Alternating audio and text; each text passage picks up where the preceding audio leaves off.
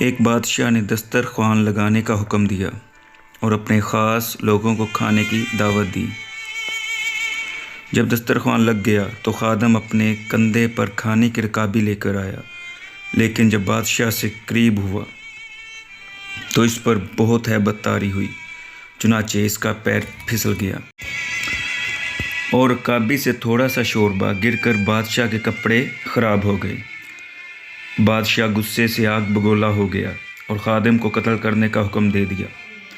خادم نے جب بادشاہ کا طیش دیکھا اور بادشاہ کا عزم اس پر اچھی طرح واضح ہو گیا تو اس نے رکابی میں موجود سارا شوربہ بادشاہ کے سر پر انڈھیل دیا۔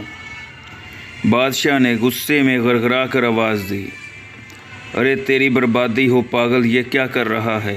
خادم نے عاجزانہ انداز میں عرض کی، بادشاہ سلامت، میں نے یہ حرکت آپ کی عزت و شان اور غیرت کے تحفظ کے لیے کی ہے۔ بادشاہ نے پوچھا، وہ کیسے؟ خادم کہنے لگا،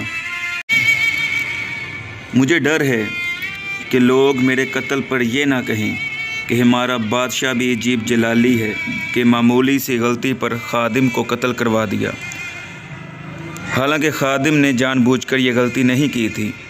پھر لوگ بادشاہ کو ظالم اور جابر گردانے لگیں گے، لہٰذا میں نے یہ دوبارہ جان بوجھ کر بڑی غلطی کرنے کی جرت کی تاکہ لوگوں کو پتہ چلے تو اسے معمولی غلطی نہ سمجھیں، آپ کو بھی معذرت کی ضرورت نہ ہوگی اور آپ کی عزت اور ہیبت بھی لوگوں کے دلوں میں باقی رہے گی۔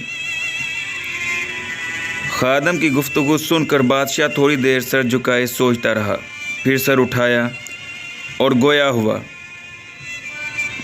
اے فعل کبھی کا ارتکاب کر کے بہترین اسلوب میں معذرت کرنے والے، ہم نے تیرے فعل اور گناہ عظیم کو تیری اچھی معذرت کے سبب معاف کر دیا، جا تو اللہ کے لیے آزاد ہے۔